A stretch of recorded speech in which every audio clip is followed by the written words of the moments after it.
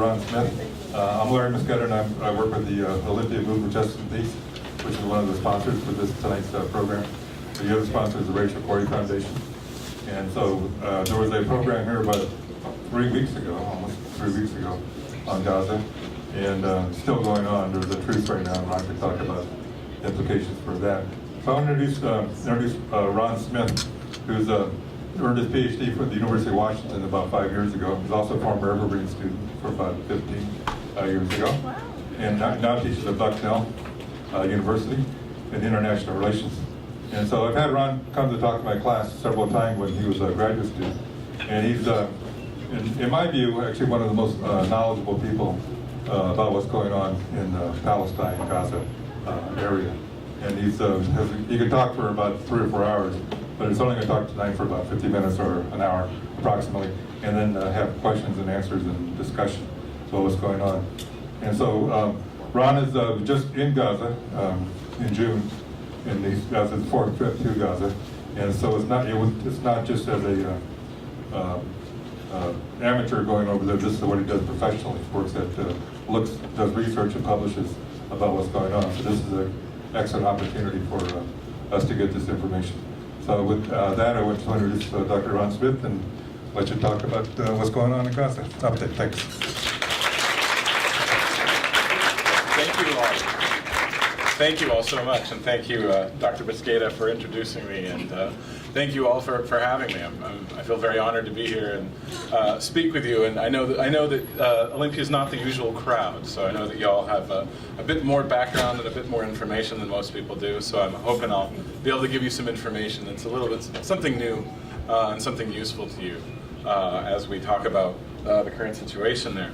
As Professor Mosqueda mentioned, I've been doing research in the West Bank and Gaza since 2006, and I completed my dissertation in geography, actually looking at the human impacts of occupation and really trying to understand what occupation is and trying to understand what it really means. And I did this through an ethnography, so staying with Palestinians, interviewing them, and trying to get some firsthand experience of what the occupation really means and how it's managed to exist and how it's managed to continue for such a very, very long time without actually coming to any kind of a solution.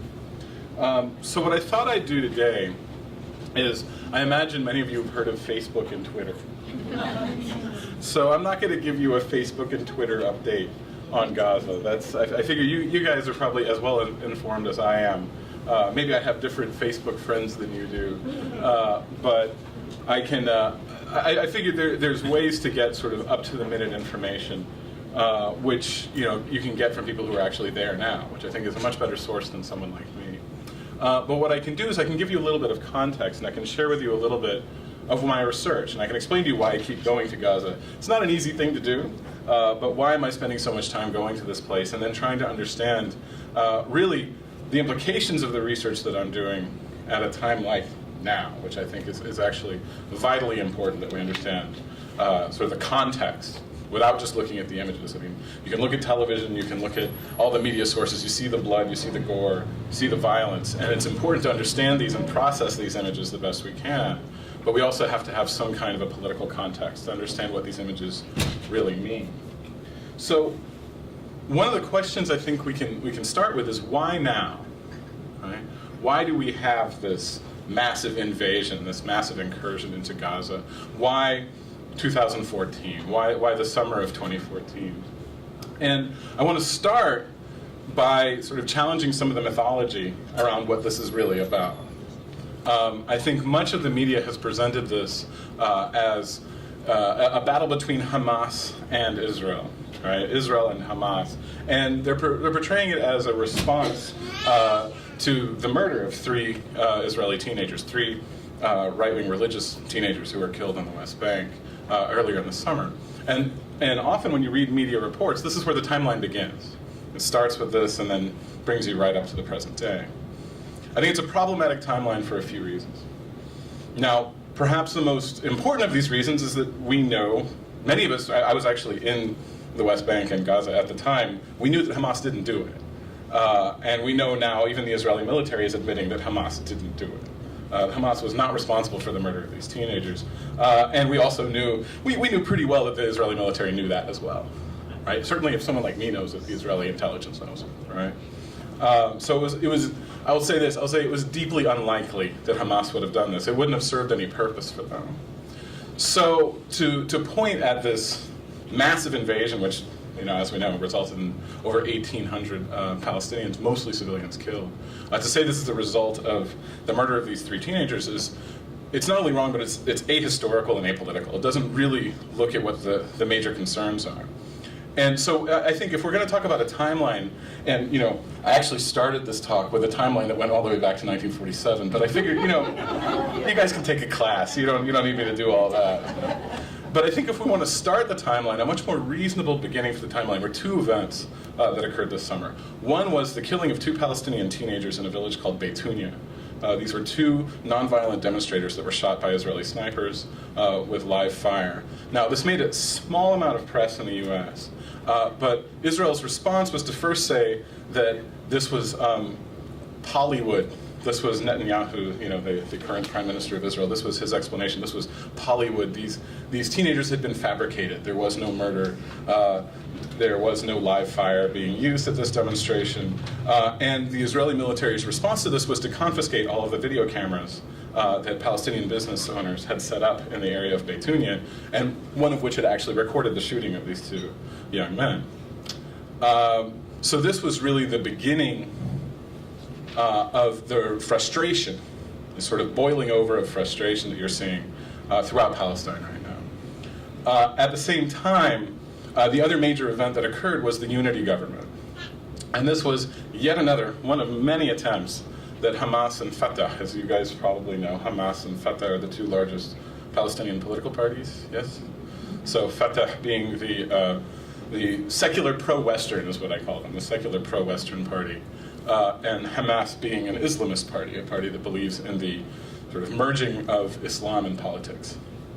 Hamas being the elected representatives of the Palestinian Authority since they won the elections in 2006.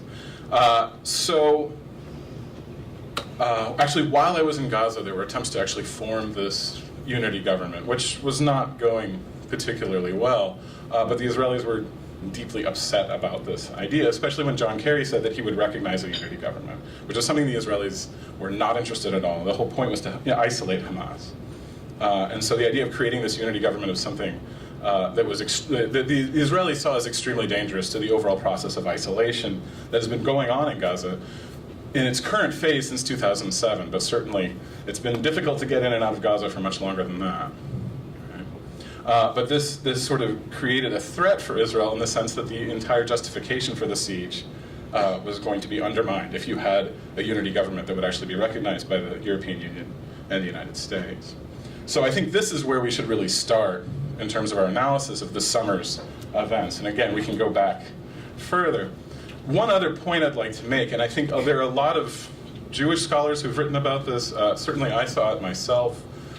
You've seen a change in Israeli society. Now, when I say this, I am a longtime critic of Israeli society. I'm not someone who generally extols the virtues of a liberal, democratic Israel, because I don't think it actually exists. But what I saw this summer when I was in areas, when I was in Jerusalem, for example, there's normally a veneer of liberal thought in Jewish Israeli society. And I think maybe the Corys can attest to this too. I know you guys have been there this year, but pretty much anyone who's been there this year will agree this veneer has been lifted. There's no longer this veneer of civility. Any places you saw in Jerusalem where there were both Jewish Israelis and Palestinians in the same area, there was this incredible tension, something that was beyond anything that had happened in the past. And I attribute this largely to a dramatic shift in Israeli society to the right. Now, when I say that, I want to sort of put it in context in the sense that for Palestinians, it doesn't matter if Labor wins the election or Likud wins the election or Israel Beitanu or any of these other parties, the settlements continue, right? The bombings of Gaza continue, right? The evictions of people from Jerusalem continue. So in a very real sense, the change in political parties is a superficial issue. But what you're seeing is more of a cultural issue. What you're seeing now is more this absolute rejection of negotiation, this absolute rejection of coexistence on the part of the Israelis towards Palestinians that are living in these areas. And you saw throughout the summer, really beginning in April and May, you started to see much more overt violence against Arab and Palestinian communities throughout the 1948 territories, meaning Jerusalem, Tel Aviv, the Galilee, places like that, as well as in the settlements in the West Bank and clearly with Israel's relationship with Gaza. So, why is this important? Well, as you guys know, this isn't the first invasion and incursion Israel has done in the past several years, right? We had 2009, we had 2012, before that you had 2006 and 2002, 2005. So these happen on a fairly regular basis. But in 2012, this was an interesting moment in the relationship between these two countries. Because in 2012, Israel launched an operation called Operation Pillar of Cloud that was ostensibly designed to end Palestinian rocket fire from Gaza into Israel, keeping in mind that at this time as well, Hamas had really been spending its time preventing other groups from firing rockets rather than firing rockets themselves into Israel. What was interesting about 2012, and this was November of 2012, is at the end, when the smoke cleared, if you will, there wasn't a clear winner. Right? Clearly, the amount of deaths was much higher on one side than the other, as it always is. But one thing that had happened in this conflagration was there was a rocket that was sent from Gaza and it hit an apartment block in Tel Aviv. This is the first time this has happened. And Hamas made some very public statements and said, look, we let you guys off easy this time. We have large stores of these rockets. We've managed to accumulate this kind of weaponry. And you guys need to understand, they're talking to the Israeli military establishment, that there's a different arithmetic you have to think about now. You have to be ready to sacrifice civilians in Tel Aviv if you're going to attack Gaza again. And the result of this was a ceasefire that was actually honored by Hamas. And as I'll get into in a little bit, more or less honored by Israel. But certainly, when I spoke with Gazans in 2013, and when I spoke with them even in 2014, there was this feeling of, we have a détente. Right? We're not expecting an invasion tomorrow, because what happened last time is Hamas actually made some ground. They've never done it before. They actually managed to gain some ground in this whole political conversation. So the political climate, as I said, the unity government, and the 2012 stalemate, these are all sort of factors in the current invasion, and why now? Now, if you were to look at the Ministry of Foreign Affairs website, for example, or to look at any of the Israeli representatives, why do they say they invaded Gaza this time? What was the goal? Okay, get rid of the tunnels, and by extension, get rid of Hamas. I'm going to give you this slide. I'm not expecting you guys to read all this. I'm not going to read it either. But I wanted to give you sort of an example here of the popular response to the current invasion. And what you're seeing now, many of the people that I spend time with in Gaza, they're not Hamas members, they're not militants, they're not members of Hamas. Many of them have been jailed by Hamas. Many of them have been beaten by Hamas, mistreated in various ways by Hamas. But what you're seeing now, since the beginning of this attack, is this overwhelming wave of support through Gazan society for Hamas. Right. And this is at a time when, for example, some of the polls that were done when I was there in Gaza in June were saying that Hamas had 20% of the support of the population. So they were really losing control. And the unity government was really an act of weakness on the part of Hamas to basically concede to the demands of Fatah to try to maintain some kind of governance. That's done. Hamas is no longer in a place of weakness. They have an incredible amount of support across Palestinian society. And this sort of Facebook post, again, I told you I wasn't going to give you a bunch of Facebook stuff, but okay, I'll make an exception here. This is one of the youth organizers that I'm in contact with. He's in a group called Gaza Youth Breakout. And this is one of the groups that actually formed around the Arab Spring, largely in rejection both of Israel but also of Hamas's rule. And we're trying to create some democratic space in Gaza that was lacking. And as you see here, he's saying, I announced that I forgive Hamas, right? And this is his argument. He's saying, it's not forgotten. I didn't forget what you guys did. But right now, you're the only ones that are representing what most Gazans want. And what Gazans are saying, as many of you maybe have read, we're willing to die rather than to go back to what it was before. Right? And Hamas is the only one, Hamas and, interestingly enough, Islamic Jihad, these are the only groups that are actually willing to take the stand that many Gazans are supporting. And in the meanwhile, you see Fatah very much confused. You see lots of different kinds of statements from the Fatah leadership on the West Bank as, what should be the ultimate solution.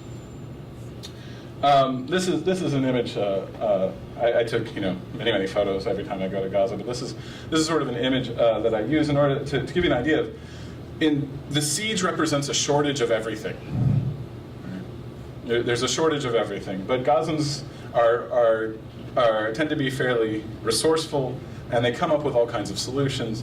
And what you see here, I think, is sort of emblematic. You see, this is a Chinese vehicle called a tuk-tuk, right? Which was smuggled through the tunnels from Egypt, right? Most likely, looking at it, I'd say probably around 2008, 2009. It looks a little beat up, right? And then you see this whole gaggle of Palestinians sort of overloading this vehicle as it travels through the sandy roads in the northern part of Gaza.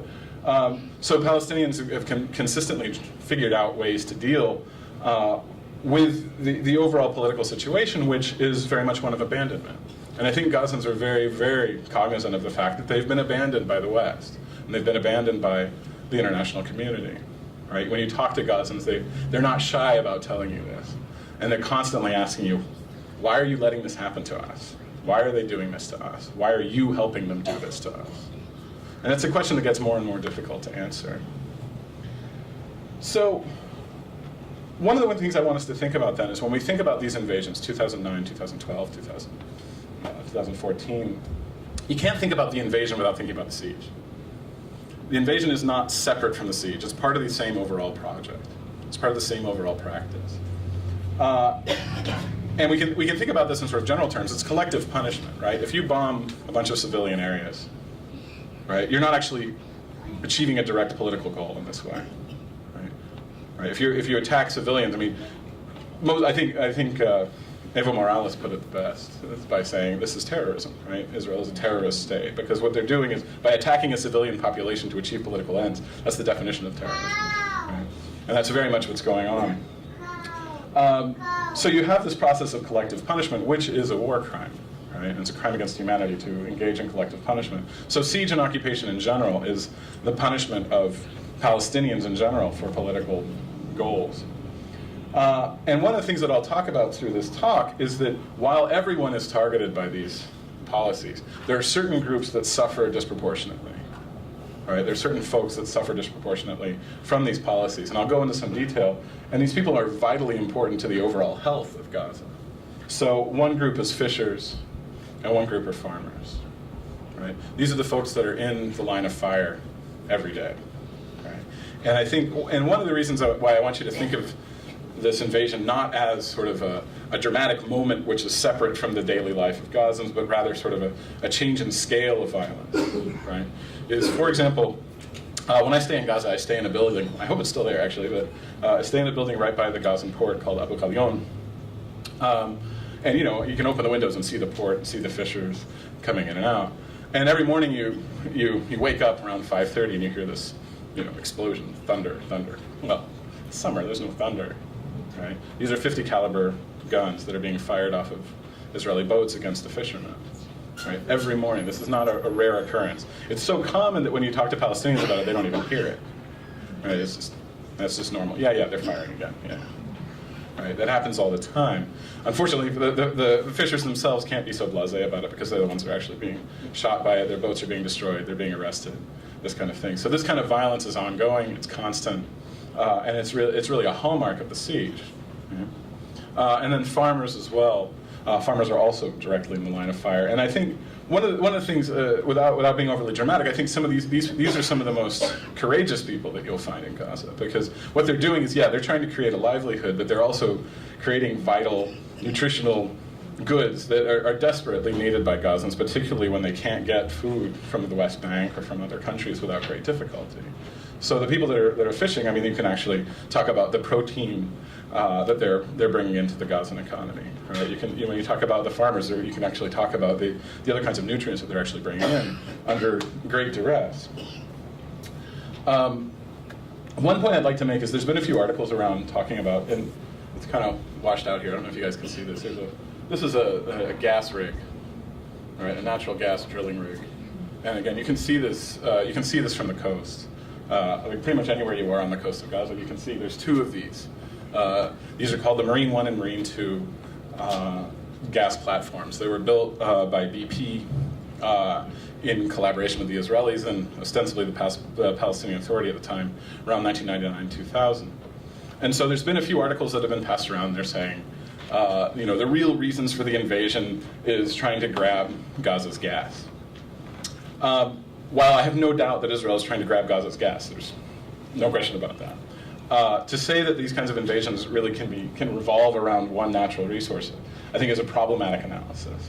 And one of the reasons it's problematic is even according to international law, Gazans should have control of 20 nautical miles. They should have 20 miles that they should be able to travel in. These things are about 75 miles off the coast. It means if Gaza was a state, it would still be in Gaza's waters. But again, the invasions and these kinds of attacks, I mean, it doesn't really have a relationship to this much larger, longer-term problem, which is who controls the natural gas in the Mediterranean. So I guess I'll start with some mythology here.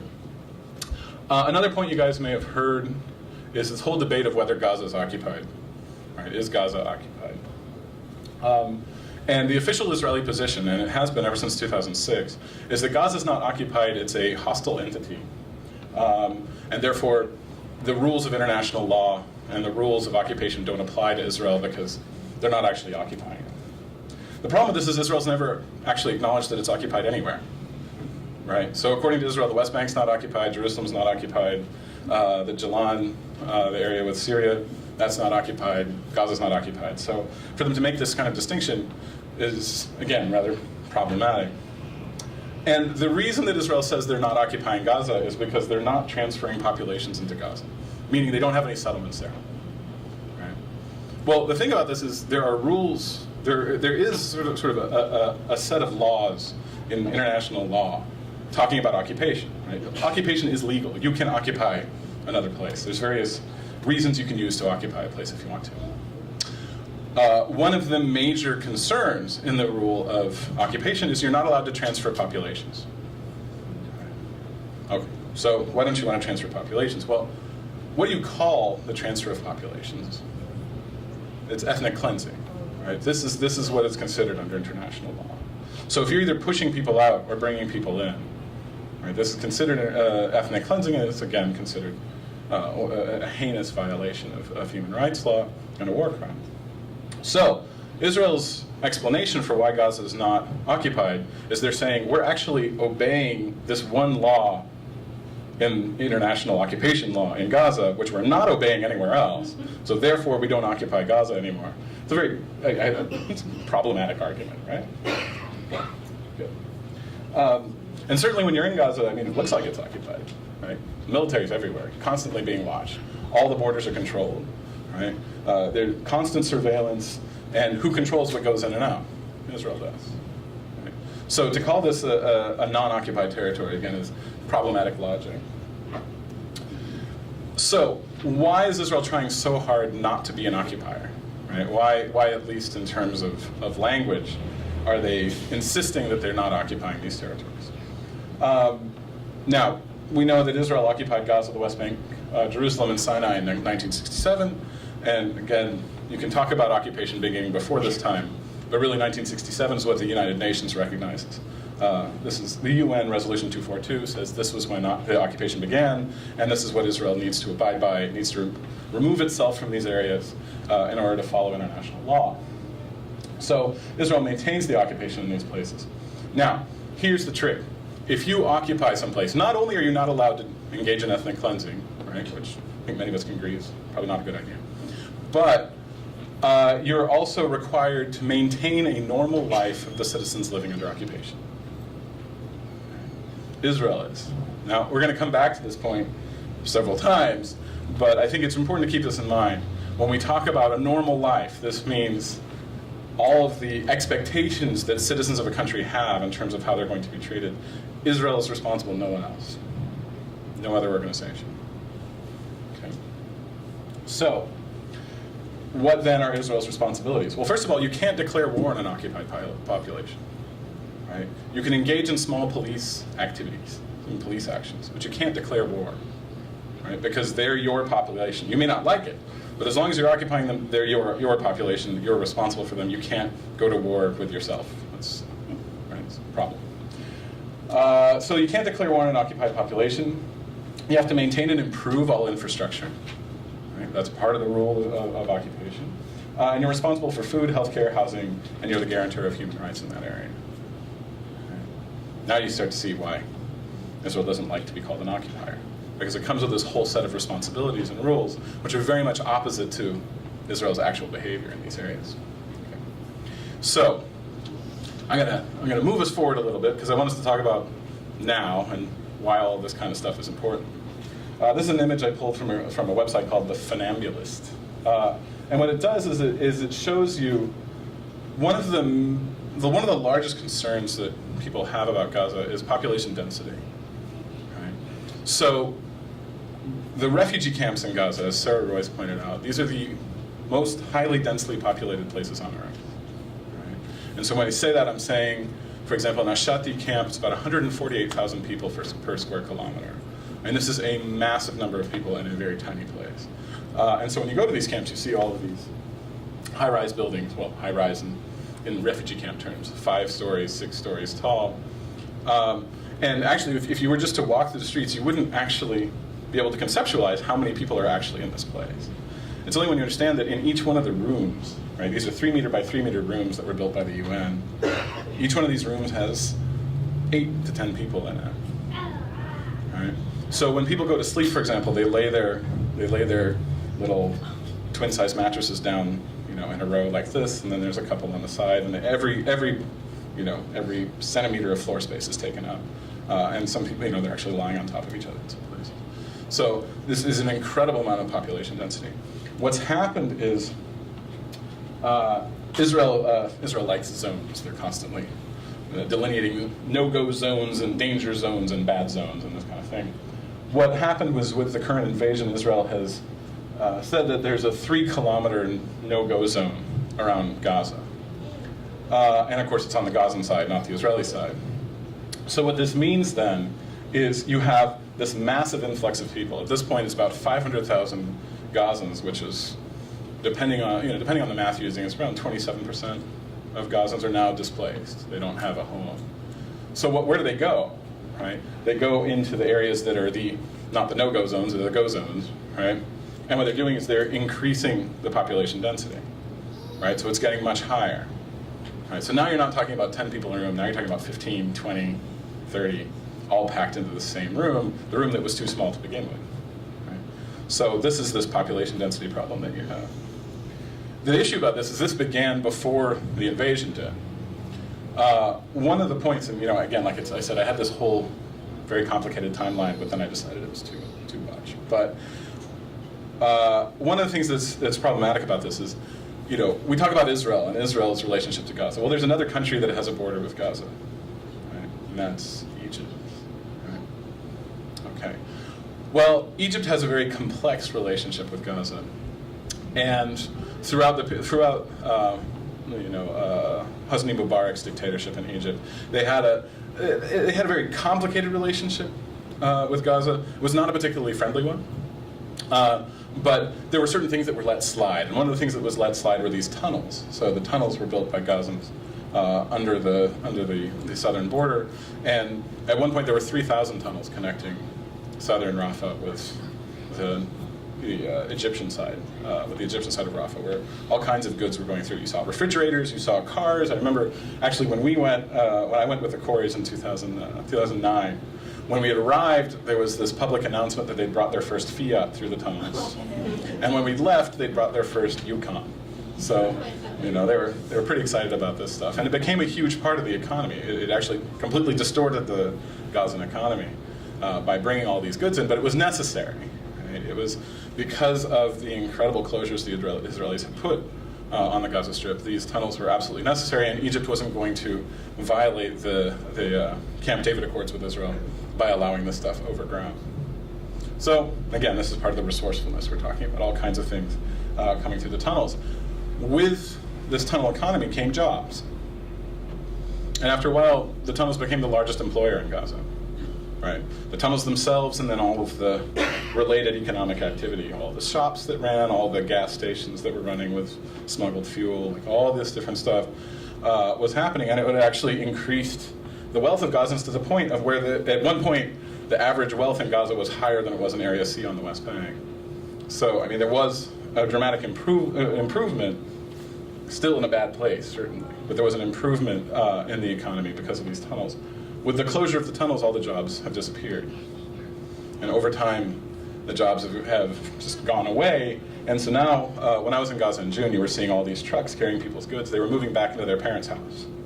Right? Again, this is part of this problem of population density, where you're starting to see people moving back into their extended families' homes. The UN was worried about this because they're saying we don't know how to manage this many people in these camps. Like, it's too much. Right? But what had happened was, with the tunnels, people are actually able to afford rent in other buildings. Again, something that ended. So, when we talk about the siege and we talk about these invasions, right? Again, I'm telling you, it's a continuum. It's not one thing and another. They're both related to each other. But what's targeted? What happens in these invasions? Well, infrastructure is really the first victim of the the Israeli invasions into Gaza. Yeah, sorry guys, not the U.S. exactly. Well, there's a relationship, but it's not quite the same. Infrastructure really is the sort of the first victim, and when we talk about that, we talk about water provision, electricity, and medical care. These are all areas that are directly targeted by Israeli policy. So, we'll talk about medical care a little bit. There's 5 health systems in Gaza, which, if you can imagine, is a little bit hard to coordinate. 5 health systems. The first one is the Ministry of Health under the Palestinian Authority. UNRWA, which is the United Nations Relief and Works Agency. They have a second health system. There's NGOs like the Palestinian Medical Relief Society and the Union of Health Work Committees. These are Palestinian NGOs that run medical facilities, and they have, for example, ambulances and clinics, and some of them have hospitals. You have private clinics, and these are actually doctors, many of them whom work for some of these other networks, but just to make ends meet, they also have a podiatry clinic, for example, or a cardiac clinic or something like that on their own. And then something that's actually rather new is the Hamas military healthcare system. And so what this means is if you are a Hamas militant, or if you are a part of the Hamas political party, or any of your extended family is, then you can get free healthcare through the Hamas government. Okay? So all of these are these sort of competing healthcare systems. And when I went to Gaza this summer, my goal was to understand how all of these systems are working under the siege. And my assumption was that the Ministry of Health was the one that was being targeted the most by these policies, and therefore all of these private and semi-private organizations were left to take up the slack.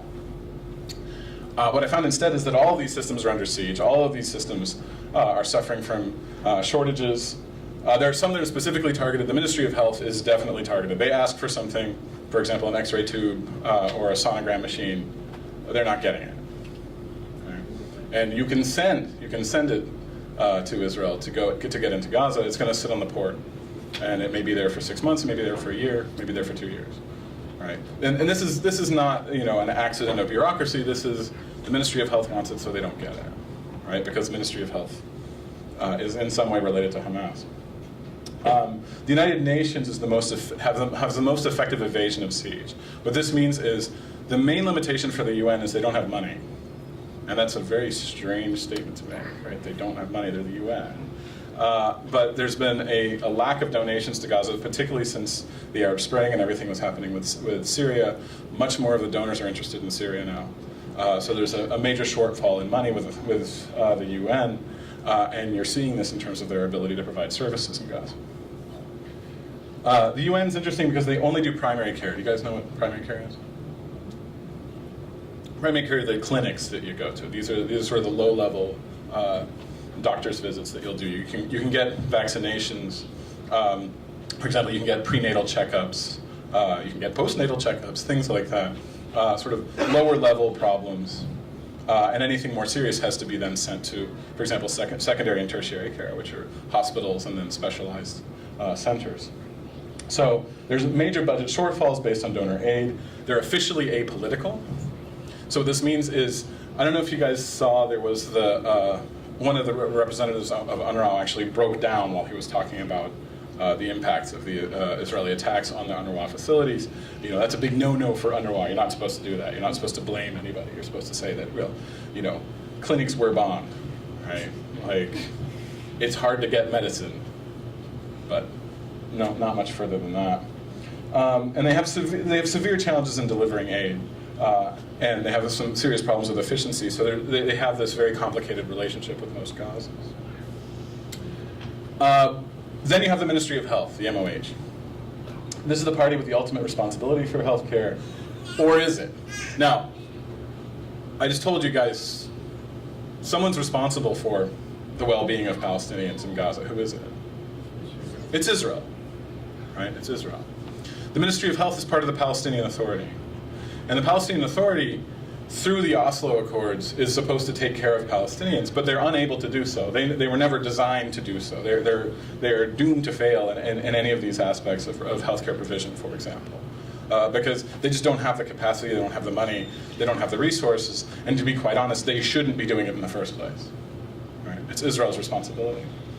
So the Ministry of Health is charged with all levels of healthcare, from primary care vaccinations to specialized operations, and they're really heavily targeted by the siege, as I've mentioned. They can't get the goods they need, and I'm getting what are called sit-reps, or situation reports, from the Ministry of Health, and they're missing things like gauze in a hospital, right? In a Shifa hospital, the main hospital in Gaza, doesn't have gauze, right? Doesn't have rubber gloves, right? Doesn't have antibiotics, right? Burn kits, sort of the basic stuff you need in a hospital, they're not getting, they don't have it. So this is why they're targeted. So the conundrum is, most of the time when people do medical aid that actually are trying to help in a real way in a situation, you go to the Ministry of Health first, right? Because they're the ones that have this long-term investment in the area. They're interested in actually providing for people. So you go to them, you don't go to the private NGOs, you don't go to the private health providers, because you want someone who has a long-term investment in the area. The conundrum with the Ministry of Health is, if you support the Ministry of Health, then you're also supporting Israel's claim that they don't have responsibility. So it's very complicated. So in the short term, of course you have to help the Ministry of Health. They need it. They absolutely need the support. But in the long term, you know that with the aid that you're giving them, you're actually, again, telling Israel it's okay to deputize the Ministry of Health, even though it's their responsibility. It's Israel's responsibility. So we have there, even in June, before this attack began, you had a health crisis. So you had this increase in population density. You have a sanitation crisis. The sewage systems are overwhelmed. They were bombed in 2006. They have never actually been able to be rebuilt to the point that they need to be. Raw sewage, of course, goes right into the Mediterranean. There's a contamination of the aquifer. It's a pretty serious sanitation crisis. So what you're having now is increases in communicable diseases. So you have all these people crammed into these tiny rooms. One person gets lice, everyone gets lice. One person gets scabies, everyone gets scabies, right? So this is the kind of thing they're dealing with in the UN clinics, is it's increasing rapidly. And again, this was before the invasion began. You also, because you have open air sewers, because you have sort of sewage is being dumped into these valleys, Wadi Gaza, for example, you're having these increases in waterborne diseases, like dysentery. You also have a resurgence of mumps. Now, Gaza is 99% vaccinated for mumps. But what's happened is, in the past year, Israel has been limiting the supply of vaccines, so people aren't getting the full mumps dosage. And so what's happening then is that then the immunity is starting to collapse. And so there are groups of people who are starting to get mumps. And in one clinic, there were 350 cases in 1 month. There had been 12 cases in the past 3 years. So you're actually seeing some of these epidemics starting to happen. And again, it largely relates to both the lack of medicine, but also this increase in population density. One person gets it, spreads like wildfire. UNRWA was also telling me, some doctors in UNRWA, I'll be specific, were saying they're seeing increases in cancer. What does that mean? Well, the doctors themselves were saying it's hard to understand what this means. The absolute numbers of cancer cases are going up, right? And this is partially attributable to the fact that a lot of the UNRWA clinics now have breast cancer machines, or they have mammography machines. So they have some of the equipment, they're getting better at detection. But what they're saying is the numbers are outpacing the increase in detection. Now, why? Why are you seeing this? Well, particularly the higher-ups in UNRWA weren't willing to say, right? But there was some concern that because of the weapons that Israel is using, they're using depleted uranium weapons, they're using these things called dime bombs, they're using these various kinds of heavy metals when they attack Gaza, that they're thinking that there may be some correlation, but they can't prove it until some studies were done. So this is something that, if any of you guys are epidemiologists or interested in medical care, this might be something to pursue. And then finally, Gaza's never had a problem with malnutrition. Right? People, the way Israel maintains the siege is it's right at the level above starvation. It's right at the minimum number of calories that you can have without creating a humanitarian crisis. But with the UN running out of funds for food aid, and with the sort of regular attacks that you're seeing, for the first time you're actually starting to see cases of malnutrition in Gaza. So this is something that some of the other primary care doctors were particularly worried about. So that's the rosy picture of medical care in Gaza. So I want to go to sort of the next level of infrastructure, which is electrical provision. So electricity in Gaza is provided by two companies. Well, now it's provided by one. Up until this summer, it was provided by two. Now it's one. It was provided by a company called GEDCO, which is the Gaza Electric Distribution Company. And actually, before this talk, I was trying to go onto their website, but they're done. They've been targeted too many times, so you can't get to GEDCO. But GEDCO is they're the company in charge of distribution of electricity. The other company is the Palestinian Power Plant Authority. Now, I say there used to be two companies, now there's one, because the Israelis just bombed the only power plant in Gaza. And you guys never went, right, Donna? You never went to the power plant. But so this power plant, for the first time, they blew up the turbines. This is gas turbine system. And so for at least a year, there'll be no power provided by the power plant, the sole power plant in Gaza. So this is a fairly serious problem. So what does this mean? This is a map from the United Nations, but it's data from a group from GEDCO, and it's telling you how much power they have. Before the invasion began, now power is measured in megawatts. Okay, so sorry, I'm not going to get too arithmetic in this lecture, but just to give you an idea of how this works. So power is measured in megawatts, right, when you're talking on a large scale. And million watts, right? So this is the amount of power that's available at any given time. Gaza needs about 450 to 500 megawatts at any given time if you want the entire Gaza Strip to be working, right? If you want anyone to be able to plug in the Gaza Strip, then you need 500 megawatts of power right away. Now, even if somehow tomorrow magically Gaza got 500 megawatts, this would never work because the distribution system's been targeted so many times by Israel. There's no way for it to actually function in this way. So it's been working at about 200 megawatts. So what happens when you have a shortfall of power? You have blackouts, right? So for most Gazans, up until the invasion, you had about 16 hours a day without electricity. Right? So you get about 6 hours of electricity and then off. 6 hours and then off. Right? What happened is, so Israel targeted the power plant, and then there's various reports as to why, but there's a whole series of power lines that Israel has constructed into Gaza. They actually constructed them before. Actually, some of these lines were constructed as early as 1967. But these power lines brought power into, and sorry about the resolution here, but as you can see, it says down, down, down, down, down, down, down. So all these power lines are non-functional. So now, instead of having 200 megawatts, they have 60. So what this means is for the Gaza Strip, you have 2 hours of power a day, if you're lucky, if you're in an area which is still receiving electricity. So 2 hours of power per day. And remember, the power plant's offline. It's not coming back for at least a year. So that's how it's going to be. And then with these Israeli power lines. Now, keeping in mind, Israel doesn't give the power for free. Gazans have to buy it. They have to buy it from the Israelis. So Israel has basically just shut off and said, we're not going to continue providing power through these lines anymore. So what this means is this is really a crisis. I mean, two hours of electricity per day is simply not, you can't function in that way. So one of the things that I think is so important is to understand, it's not like, you guys in Olympia, you've suffered through power outages. Yes, I've experienced them myself here, right? You might go for a week or two without electricity. It's not good, right? It's a problem. But the difference, again, between Olympia and Gaza is you're talking about a qualitative difference in how life is lived in a place where you have such a high population density, right? Everything revolves around electricity. So what this means is, okay, if you live in a residential area, you live in a middle-class area, you might have an air conditioner. Well, that's not going to work. Refrigerators won't work, so your food's all going to go bad. Any pumps that you have, they're not working either. In terms of healthcare, medical storage, lighting, incubators, X-ray machines, all the medical equipment. In Ashifa Hospital, they had to shut off the power. Right? There's no power there anymore. So that means all the incubators went off, which means the infants that were in the incubators. So power is really a central part of the Gazan experience, and this is a shot of a water pump, sort of a fairly typical water pump, and you can see there are these lines going up into the people's house. So the thing about this is, if you want water in your house, you have to have electricity and water turned on at the same time. Now, just like electricity, water only comes certain times during the day, and sometimes only certain days during the week. So you have to have electricity to pump the water out to get it into your house at the same time.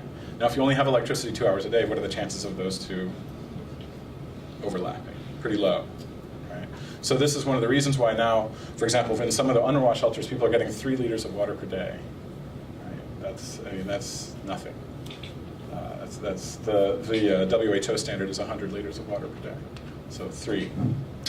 Now, beyond the amount of water you have, you also have this question of the quality of water.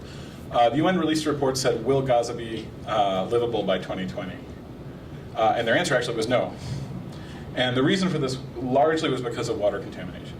So water is measured, if you guys have ever bought bottles of water, I know that's probably not too popular here in Olympia, but if you were to go traveling, for example, and to buy a bottle of water, oftentimes it'll say TDS. It'll tell you total dissolved solids. It'll say this is how much junk is in the water, right? And so, a good bottle of water maybe has 300, the level's 300 total dissolved solids parts per million. Right? A good friend of mine is a water engineer, and when I was working with him this summer, he had what's called a TDS tester. He had this little device that you can just stick into a glass of water, and it'll tell you how much, how many dissolved solids are in there. And I joked with him. I said, "Hey, you should come to my apartment because when I turn on the water, it comes out brown and foamy. So you could tell me like, what's the dissolved solids?" And he starts laughing. He goes, "You think they make a meter that goes that high?"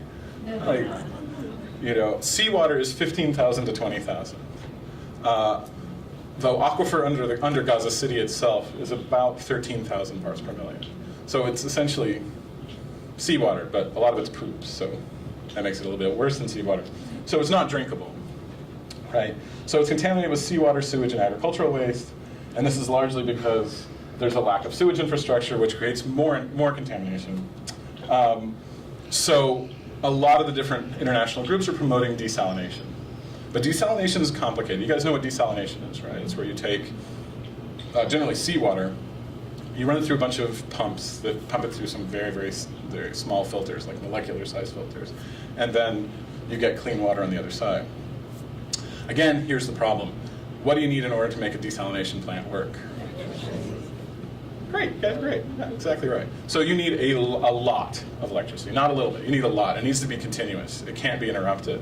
Because if you stop the pumps, you're going to have to start the whole process all over again. So you need to have it constantly going there. The large plants that they were talking about building, the United Nations, the UNICEF has built, for example, there's a Khan Yunis desalination plant, requires 50 megawatts of power. Where's that going to come from? Right. The plant's there, but it's not working. Right. So You don't have the electricity to actually provide this. And again, my friend who's this water engineer was working on a desalination plant in the north.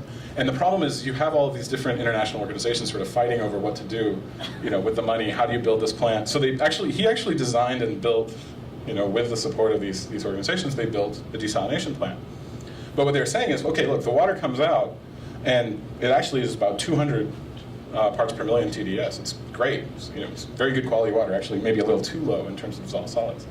So what they're saying is, well, we could either give 50 households this super clean water, or we could mix it with the regular water.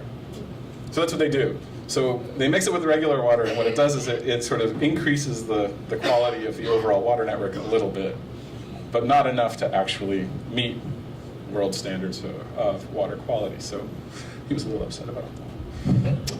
So what do people do then? If you can't drink the water out of the tap, and you can't, you just can't. So if you can't drink the water out of the tap, what do?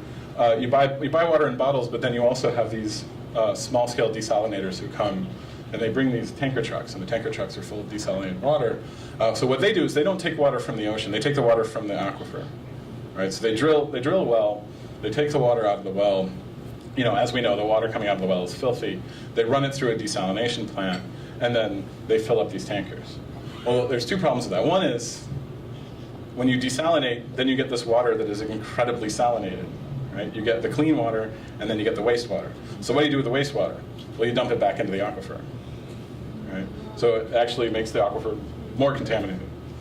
But there's another question, which is, again, going back to these larger political questions. Who's responsible to provide water to Palestinians? Israel. Israelis, right? Why is that? Because they're the occupying power. But I thought Israel ceded Gaza to Palestine. They did not. Again, as I mentioned before, there's no Israeli settlements in Gaza anymore, No. right? The settlements are gone, right? All the borders are controlled by Israel, right? If any one of you wants to go into Gaza tomorrow, do you call the Palestinian Authority and say, I want to go to Gaza? No, No, what do you call? it's Israel. You call Israel. You call Kogat, which is the misnamed civil authority. And I say it's misnamed because it's the civilian authority, which is a division of the army. So you have to get permission from the Israeli military to get in. As many of us know, it's incredibly difficult to get this permission. But anything that goes in and out, you have to go through Israel. Beyond that, the Oslo Accords actually say Israel has to provide X number of million cubic meters of water per year to Gaza. Like, they have to. They don't. Right? And the idea is, we don't. That's it. They just don't. So, as you can see, there's this relationship between electricity and water. You need electricity for the wells, you need it for brackish and seawater desalination, you need it for distribution, local delivery, you need it for sewage treatment, for distribution and disposal of waste. And so while they're attacking the electrical infrastructure, they're also attacking all of the water infrastructure. So for example, there's a plant in Beit Lahia in the north of Gaza. It's the only plant in the north which actually can provide chlorine and injects chlorine into the water to try to kill off some of the bacteria and what have you. So that was one of the first things bombed by the Israelis. So they blew up this Beit Lahia chlorination plant. Again, it's hard to imagine a military explanation for why you would do this. Right? So this plant was bombed. This is not the only plant. Many of the desalination plants have been hit. The water treatment plants, again, were some of the first things hit when the Israelis invaded. And again, it's hard to explain why you would bomb a sewage plant. Like, what are you going to do with a sewage plant? Right? You're going to, make some kind of biological weapon or something, right? I can't imagine, but I mean, it's not a viable threat. The only thing that this can be is an intentional attack on the civilians. Like, that's the only purpose of attacking a sewage treatment plant. Okay, so that's the water and electricity. So as I was saying before, there are these two groups that I really focused on when I was doing my research. I was looking at farmers, I was looking at fishers. So this is a guy who has this workshop, this open air workshop between Khan Yunis and Rafah in the southern. I don't know if you've seen this actually, Cindy, but this is an open air workshop which is funded by USAID, strangely enough. But he's the only person in the Gaza Strip who repairs the fiberglass fishing boats, and he also makes new ones, right? And what's interesting about this is the US and most international agencies frown on the tunnels. They say the tunnels are bad, they're illegal, you can't get anything from them, don't do it. But these agencies are giving him money to buy fiberglass resin. And the only place you can get fiberglass resin from is from the tunnels. So this is part of this strange negotiation that happens. So, but keeping in mind, there are very few people who have the skill to repair these boats. Now, why are they being repaired? Well, they're being repaired because they have 50 caliber gun holes, bullet holes in the side. They've been rammed by Israeli warships, right? So what he's trying to do is he's actually trying to let the fishers go back out by repairing their boats. And so when we talk about fishers, you have, there's actually a fishers union, and I was very sad to see it blown up. Like the fishers union was actually blown up when they attacked the Gaza port. I don't know if you guys remember that. It was, what, 2 weeks ago when they hit the Gaza port? So that was the fishers union, was one of the things they hit. So you have this sort of formal arrangement of fishers, but you also have these independent fishers. Now, everyone who fishes has to have a license to fish from Israel. You got it. So you have to have an Israeli license to fish if you're a Gazan fisher. And so a lot of these guys, I mean, they go out in these very small boats. Some of them actually paddle, right? They paddle out into the water and fish. But again, they have to have these IDs. They have to have these special fishing IDs, and then they'll sell them on the side of the street, whatever they can get. But even these sort of small-scale folks, what you see back there is an Israeli Navy boat, right? And the Israeli Navy boats, they change the distance that fishers can fish on a day-to-day basis. So officially, under international law, Gazans have 20 miles to fish, as we said before. Under Oslo, they have 12 miles, right? Then Israel said it was 6 miles. Then Israel says it's 3 miles, right? And then what happens is you have this very complicated map that a lot of the fishers drew for me, where it's like different parts have different distances you can go. So if you're from Jabalia, for example, you can only go 1.5 miles. If you're from Gaza City, you can go 3 miles. If you're in Rafah, you can go sort of in this J-shaped area only. It's very, very complicated, and the only way you know is the Israelis will put these buoys down and say, don't cross this buoy, and then the Israeli ships will actually cross the buoys and fire on the fishers when they feel like it. So as you can see, these are some of the fishers right here, and then you see the Israeli ship behind them. Now, I've talked about this before. You have all of this sewage, right? You have all this sewage. It's not being processed correctly. The sewage plants have been bombed. So where does it go? It goes into the Mediterranean, right? It goes into the sea. Now you're telling fishers they can only fish 2 miles, 3 miles, as many as 5 miles away from the coast. But where are they fishing? In sewage. So the government of Qatar was incredibly helpful because they put up these signs and it said, don't fish here, right? Don't swim here and throw away your trash, right? That's what the government of Qatar did. After there was a report that came out this summer that said 50% of Gaza's beaches were uninhabitable. You shouldn't even go to them, right? And when I was riding in cars along the beach road, you could actually see areas where you could actually see the ocean change color, right? So it was this sort of blue-green color and then brown, and then blue-green and then brownish-black. Like you could see it from the road. I mean, this is, the beach is separating you from the ocean, so you can actually see this dramatic change in water quality. So this is Qatar's solution, which I think is maybe not sufficient. So while you have the Israelis patrolling most of the coast in the south, this is an Egyptian warship, right? So again, this is part of this very complicated geopolitics where Egypt is actually enforcing the siege just as much as Israel is at this point. So for example, this guy's from an area called Sudania. It's the southernmost part of the Gaza Strip on the coast. And you can see his arms he has these sort of 2 pins, and they're held in place by this bar because he was shot in the arm by an Egyptian. Right, shot in the arm by an Egyptian boat. And the fishers make lots of jokes about the Egyptians. They don't want us to fish there because they know we'd take all the fish from the southern Mediterranean because Gazans are such incredible fishers, right? So they're constantly they're teasing the Egyptians, but I mean clearly it's a very serious problem. So again, you're getting this pressure from both sides, and fishers are really being attacked both by Israel and by Egypt, and it makes it incredibly difficult to do what they do. And yet, every time the bombing stops for a moment, you see the fishers go back out. Right? You just go right back out. What does Egypt have against Gaza? That's an excellent question. I think I've spent a short amount of time in Egypt. There's an entire Egyptian politics which is really complex. But one of the things that the Egyptians do is they use the Gazans as scapegoats. So for example, in 2013 I left Gaza on June 30th, which, if you guys know your Egyptian history, this was the day that the counter-revolution began in Egypt and ended up with the replacement of the Morsi government with the military.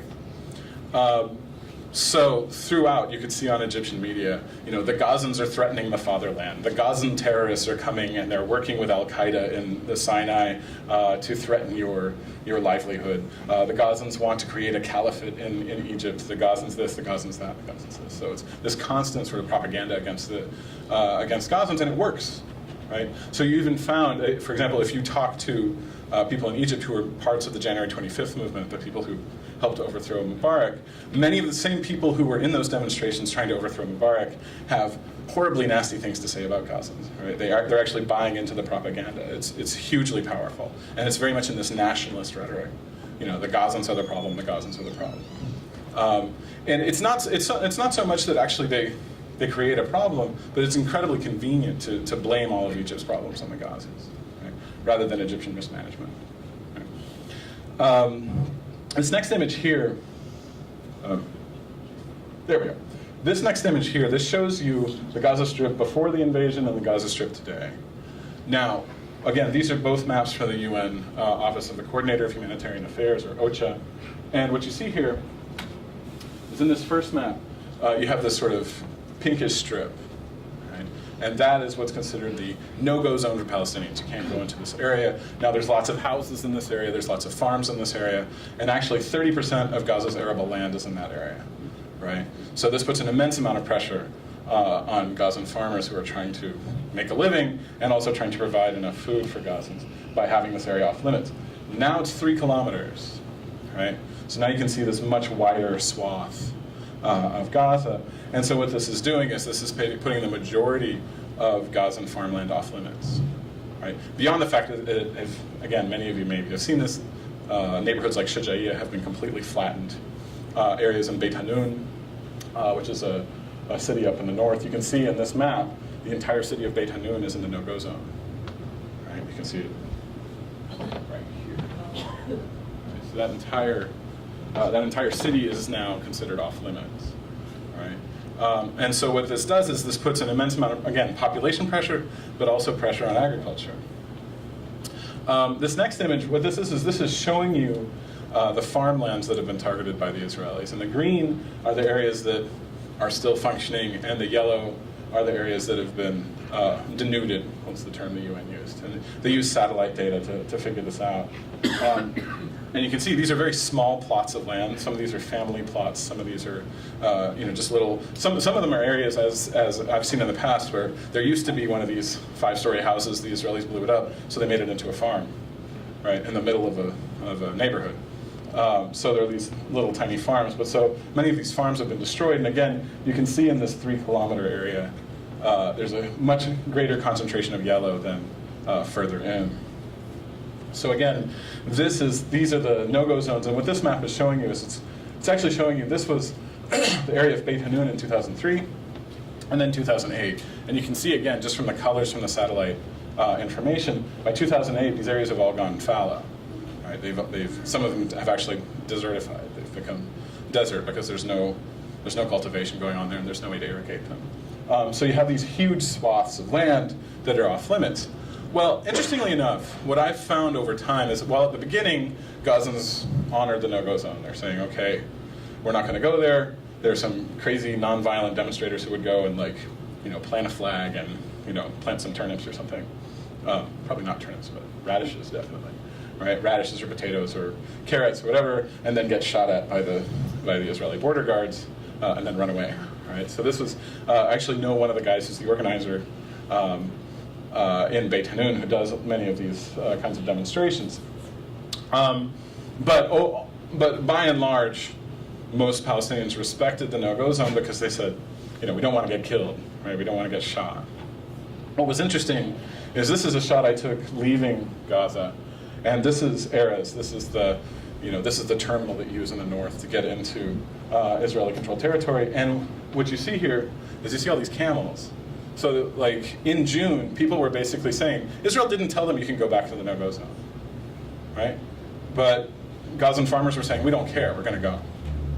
Right? And I met a great number of these Gazan farmers. They weren't activists. They weren't, part of a nationalist movement or anything.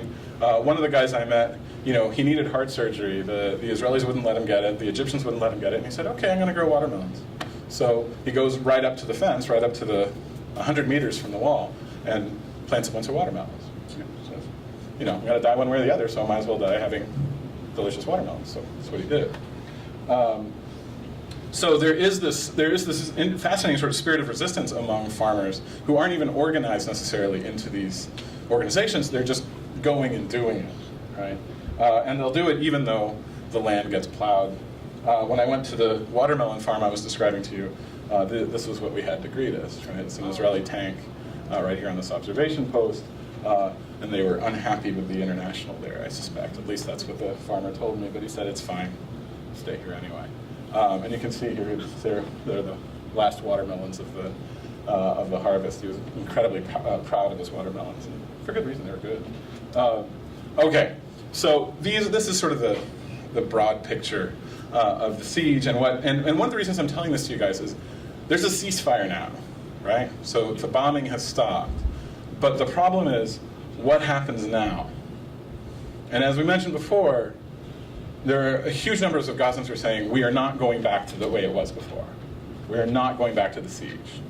Something has to change. So one of the things I wanted to mention to you is there's a series of steps that I think are really important to take in terms of challenging the siege and in terms of dealing with what's happening right now. And what I would say is the tendency that we have is when the drama is over, when the fireworks are over, and I hate to say it in this sort of blasé way, but when the dramatic violence is over, we tend to turn our attention away, and we tend to go somewhere else. But right now is really one of the most important times to put pressure on the Israeli government, right? Because without pressure, then they have no reason to change any of the policies, and they have no reason to change direction, which many Gazans are afraid that this 3-kilometer no-go zone is going to be permanent. And if that happens, I mean, this is going to be a calamity. It's going to be a disaster. I mean, Gaza can't function this way. It can't function anyway. But with this increased no-go zone, I mean, we're talking about, again, the vast majority of agricultural lands are off limits now, right? I mean, it's just not sustainable. So this is why right now there's a real need for political action. And one of the things I think is important is, again, I know folks in Olympia have been working on boycott, divestment, and sanctions, and I think it's really powerful, and people notice, people know what's going on, and I think it's really important to keep pushing for it, keep going with it, keep talking about boycott, divestment, and sanctions. I think it's really an important tool to use. I think it's also important for, I'm not sure how many of you are connected into professional organizations, but for example, when the Israelis blew up the Islamic University, one of the main critiques of boycott, divestment, and sanctions, right? One of the main critiques of the cultural and academic boycott is that it's an attack on academic freedom. And of course, many of the supporters of boycott, divestment, and sanctions have said, since when do you care about academic freedom, right? When did you get upset when the Israeli army invaded Birzeit University and made it so students couldn't go? When did you have a problem when the International Geographers Union had their main conference in Tel Aviv and none of the West Bank Palestinian geographers or Gazan geographers, for that matter, were able to go? Right? I mean, if you care about academic freedom, everyone should have it. Right? So students and professors really need to be taking on this point and saying, if we believe in academic freedom, then you can't bomb universities. Right? That's not acceptable.